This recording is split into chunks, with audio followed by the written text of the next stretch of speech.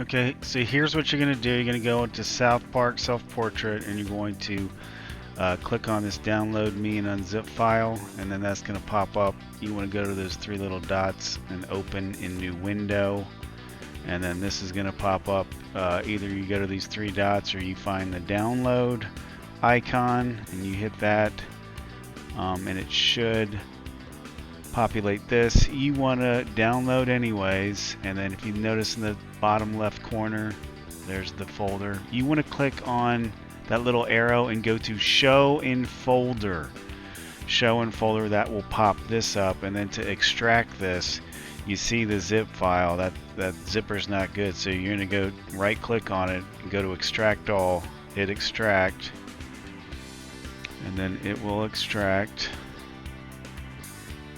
You're going to double click on the South Park stuff folder, go to South Park Self-Portrait, that blue icon, and it'll open up in Photoshop. Now the first thing you need to do is probably close your tab group down here for your timeline. You don't need it anymore, so just do what I did, and then go to View, Fit on Screen to see it full size, and then you don't need these anymore, so you can close these tabs and watch the video I made for Schoology.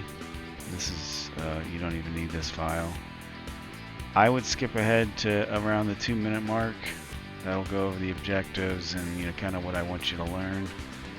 And then just hit play and follow along with the tutorial. Now to save it, you're going to go to File, Save As. Now this is only if you want to save it and open it up in your school issued laptop or a laptop that doesn't have Photoshop. You're going to save it on the desktop. It's just an easy way to save it. And then you hit OK. Then you go back. You're going to Google Drive. You're going to go to that plus, and you go to Add New, that little plus, and then find your file. Open it up. Now pretend you've switched computers. Now you're on a computer without Photoshop installed. You're going to navigate to Google Drive on that computer, find your file, and you click on it, and of course you want to download it, so find the download icon. It'll pop up in the bottom left of your browser.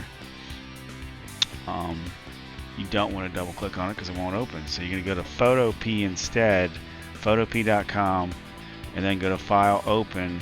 Find that file on your desktop, hit open, it'll open up. This might pop up, just hit that little thing over there. These are where your shapes are, right over here on your tools. It's very, very similar to Photoshop. I will be creating a Photopea tutorial on this shortly.